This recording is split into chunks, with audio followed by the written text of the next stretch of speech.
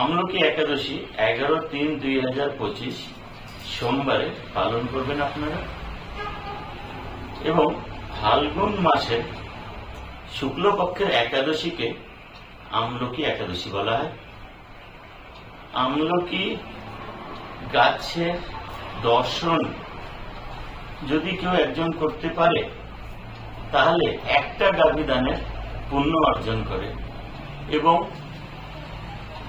এই সোমবারে আমলকি একাদশীর দিন কেউ একটা আমলকি যদি খায় সে 2টা গাভী দানের পুণ্য অর্জন করে এবং আমলকি গাছের নিচে বসে যদি কীর্তন করে তাহলে সহস্র গাভী দানের পুণ্য অর্জন করতে পারে। সহস্র মানে অসংখ্য। তো আমলকি গাছ যদি থাকে তো খুবই ভালো, না হলে যদি গামলায় কোথাও যদি নার্সারিতে পাওয়া যায় গামলা একটা এনে লাগিয়ে তার কাছে বসে কীর্তন করুন,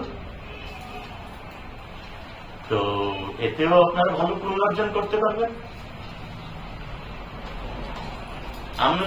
আমলকি একাদশীর দিন আপনারা কি কি পালন করবেন তারপরে বলে দিচ্ছি। এক তো নিরামিষ ভোজন করবেন, সোমবার ব্রহ্ম মুহূর্তে উঠে স্নান করে পূজা করবেন, তুলসী পত্র নিবেদিত করবেন, তুলসী গাছে জল দেবেন, ভগবানকে আপনার সামর্থ্য ভাবে ফল ফুল নিবেদিত করবেন, হরিনাম কীর্তন করবেন, 25 মালা জপ করবেন, ভাগবতম চৈতন্য চৈতন্যের পড়বেন, বৈষ্ণব ব্রাহ্মণ ভিখারীদেরকে দান করবেন, ব্রত কথা শুনবেন এবং একাদশীর দিন কি করা চাই না সে হলো কালো বস্ত্র পরা চাই না, পঞ্চশস্য খাওয়া চাই না, মিথ্যা কথা বলা চাই না, পরচর্চা করা চাই না এবং নিজেকে অভিমান করা চাই না। একাদশীর দিন কি করা চাই? নির্জলা ব্রত রাখা চাই, যদি পারেন তো রাখবেন, না হলে ফল সবজি সাবু গুলিয়ে সাবুর খিচুড়ি বানিয়ে খাবেন। আর কি করবেন? আমার এই একাদশীর ব্যাপারে ডিটেলে দেওয়া আছে, এর পিছনে অনেক ভিডিও আছে আমার, তাতে একাদশীর ব্যাপারে ডিটেলে দেওয়া আছে, সেজন্য বেশি কিছু একাদশীর ব্যাপারে বলছি না। এবং খালি একাদশীটা কি সেটাও হয়তো আপনারা জানেন না, একাদশীটা কি। সে একটা মেয়ে ছেলে, তার ব্যাপারে বিস্তারিত ভাবে আমার ভিডিওতে দেওয়া আছে, আপনি পুরানো ভিডিও খুলে দেখবেন যে খালি একাদশীটা কি হয় সেটার ব্যাপারে। কেননা কোনো জিনিস করার আগে না আপনারা যতক্ষণ ধরে সেটা বিস্তারিত জানবেন না তো সে জিনিসটা করে লাভও হবে না, আপনার মনও চাইবে না। একাদশীটা কি সেটা প্রথমে জানেন, তারপরে কি একাদশী পালন করুন। আর একটা কথা বলবো, জানেন আপনারা যে একাদশী করতেছেন সে ভালো কথা, এবং আমি চাই আপনার ঘরের লোককে সবাইকে করান, তারপর আরো চাই আশ পড়োশ যতজন আছে সবাইকে করান। যত বেশি ঠাকুরের প্রচার হবে ততটা ভেবে নেবেন যে আপনি নিজে পুণ্য অর্জন করতেছেন। আচ্ছা, এই আমলকি একাদশী এবং আমলকি নামটা কেন পড়েছে শুনলে একটু হাসি পায় না? এই একাদশী নামে আমলকি কেন পড়েছে এটার ব্যাপারে বলছি। আমলকি গাছ বিশ্বের প্রথম গাছ, আমাদের এই দুনিয়ার বিশ্বতে প্রথম গাছ একটা এসেছে, সে হলো আমলকি গাছ। সে উৎপন্ন হয়েছে বিষ্ণু ভগবানের মুখ থেকে 1 ফোঁটা জল মাটিতে পড়েছে।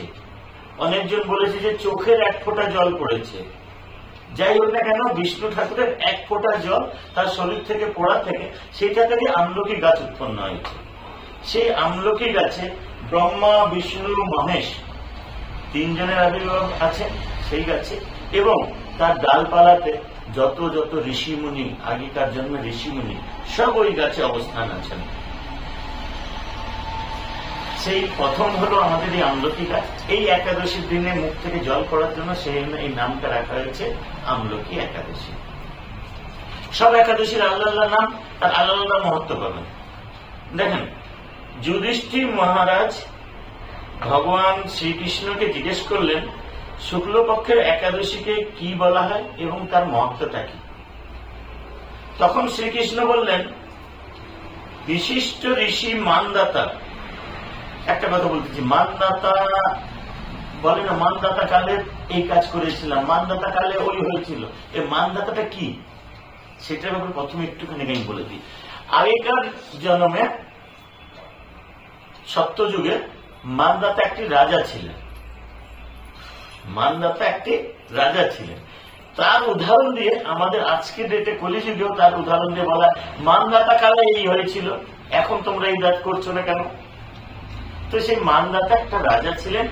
সেই রাজাকে বিশিষ্ট ঋষিমুনি বলেছিলেন এই একাদশী ব্যাপারে, এর মহত্বটা বলেছিলেন। সেই মহত্বর কথাটা শ্রীকৃষ্ণ যুধিষ্ঠির মহারাজকে বলছেন, আর আমি আপনাদেরকে বলতেছি। সেই মানদাতা রাজার সময়, মানদাতা রাজা পুরো রাজার সময়, তখন রাজা সব প্রজাদেরকে নিয়ে বিষ্ণু মন্দিরে যায়। বিষ্ণু মন্দিরে গিয়ে ওইখানে পূজা পাঠ করেন। তখন একটা লোক, বৃদ্ধ বলা হয় তাকে, সে লোক সবসময় জঙ্গল থেকে হরিণ, পাখি এইসবকে শিকার করে সে নিজের ভোজন অর্জন করে এবং তার দিনচর্যা চলে। একদিন দেখে কিনা এই মন্দিরে এত ভিড় কেন, সেও এসে যায় মন্দিরে। মন্দিরে এসে বসে, কিছু ভাবতে পারে না, বুঝতে পারে না, কাউকে জিজ্ঞেস করতে পারছে না, সবাই কীর্তনে মগ্ন, অনেক লোকের সংখ্যা। সেও এসে বসে গেল, দেখে কিনা হয়তো কিছু খেতে পাবে, কেউ কিছু খেতে দিল না, কেউ কিছু খাচ্ছেই না, কারণ একাদশী কে খাবে বা কাকে খাওয়াবে।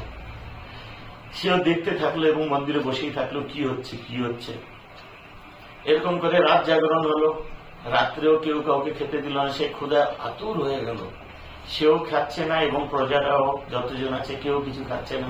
সকালে পূজা শেষ হলো, পূজা শেষ হওয়ার পরে রাজা তার প্রজাদেরকে নিয়ে নিজের নগরে প্রস্থান করে, আর এও তার নিজের ঘরে প্রস্থান করে। কিছুদিন পরে সেই লোকটার মৃত্যু হয়ে যায়। মৃত্যু হওয়ার পরে সে জয়ন্তী নগরের রাজা বিদুরথ এর পুত্র জন্ম হয়, তার নাম হয় বসুরথ। এই লোকটি নতুন জীবন পায় বসুরথ নামে বিদুরথ রাজার ছেলে। 1 লক্ষ গ্রামে অধিপত্য লাভ করেছিলেন। সূর্যের মতন তেজস্বী ছিলেন, চন্দ্রের মতন কীর্তিমান ছিলেন, পৃথিবীর মতন ক্রমশীল ছিলেন, বিভিন্ন শতগুণ ছিলেন ওনার মধ্যে। এরকম ভাবে সুন্দর রাজত্ব করতে লাগলেন। দিন কাটতে লাগলো। একদিন কি হলো, সে জঙ্গলে শিকার করতে যায়। তখন শিকারে গিয়ে খুবই খিদা পায়, খাওয়ার কিছু ছিল না এবং রাস্তা ভ্রমিত হয়ে গেছিল, রাস্তা খুঁজে পাচ্ছিল যে কোন রাস্তাতে এসেছে, কোন রাস্তায় ফেরত যাবে। এবং খিদায় ব্যাকুল হয়ে সে জঙ্গলে শুয়ে পড়ল, ওইখানেই ঘুমিয়ে যায়।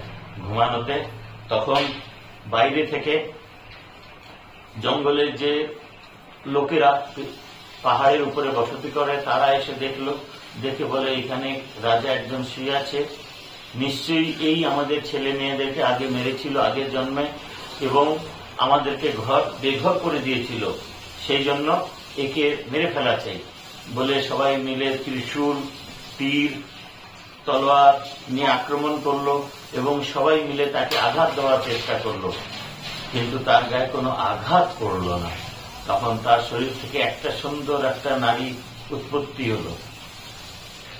সেই রাজার গা থেকে, আপনার বসুরথের গা থেকে সুন্দর একটা নারী উৎপত্তি হলো। সেই নারী যতজন আঘাত করতেছিল তাদেরকে মেরে তাড়িয়ে দিল এবং কিছুজন মারাও গেল। সেই একটা নারী শত শত লোকদেরকে আঘাত দিয়ে তাদেরকে তাড়িয়ে দিল। তার কিছুক্ষণ পরে রাজা বসুরথের ঘুম ভাঙে। ঘুম ভাঙার পরে সে নারী অদৃশ্য হয়ে যায়। তখন বলে আমি কৃতজ্ঞ যে আমাকে বাঁচানোর জন্য, কিন্তু আমাকে কে বাঁচিয়েছে আমি তাকে ধন্যবাদ দিতে চাই। তো সে নারীকে আমি চাই, আমার নারী বা পুরুষ কেউ বি হোক আমার সামনে আসুক, আমি তাকে কৃতজ্ঞ বোধ করি।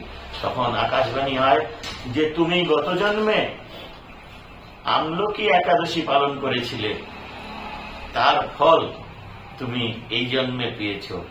আর তোমাকে বাঁচানোর জন্য কেউ লোক আসেনি, স্বয়ং মাধব এসেছিল আর তোমাকে বাঁচিয়ে দিয়ে, নারী রূপে মাধব এসেছিল এবং তোমাকে বাঁচিয়েছে। তারপর থেকে সে ভক্তি সহকারে একাদশী পালন করলো এবং প্রজাদেরকে নিয়েও একাদশী পালন করালো, আমলকি একাদশী। তো আপনারা ভেবে দেখেন, সে একবার একাদশী পালন করেছে, আপনারা তো পর পর একাদশী পালন করতে থাকেন, তো আপনাদের জীবনেতে কতটা ভালো হবে। সেই জন্য আমি চাই আপনি একাদশী করেন, আপনাদের ঘরের লোককে একাদশী করান এবং বাইরের লোককে একাদশী করান। অন্তিমে একটা আমি বলে দিচ্ছি, খুব ভালোভাবে মনে রাখবেন, পালন করতে হবে আপনাদের মঙ্গলবার সকাল 6:15 থেকে 8:16 মধ্যে। পালন করার সময়টা অবশ্য ধ্যান রাখবেন, 6:15 থেকে 8:16 মধ্যে। আর যদি সময় মতন পালন না করেন তাহলে আপনার একাদশী করার কোনো মূল্য নাই, কোনো মূল্য নাই, কোনো মূল্য নাই। আর একাদশীর পালন কিসে করবেন, বারবার ভক্তদের প্রশ্ন আমার কাছে আসতে থাকে। আমি বলি, আপনার জগন্নাথ মন্দিরে মহাভোগ প্রসাদ রেখে থাকবেন, সকালে উঠে স্নান করে মহাভোগের একটা চাল, একটা অন্ন আপনি গ্রহণ করবেন, আপনার পালন হয়ে যাবে। না হলে ঠাকুরকে কোনো পঞ্চশস্য জাতীয় জিনিস ঠাকুরকে নিবেদিত করবেন এবং সেই প্রসাদটা নিয়ে আপনি পালন করবেন, তাতে আপনার একাদশী সম্পূর্ণ হবে।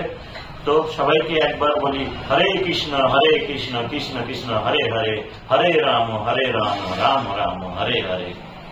প্রভুপাদের জয়, রাধা গোবিন্দের জয়, হরে কৃষ্ণ, ভক্তগণের জয়।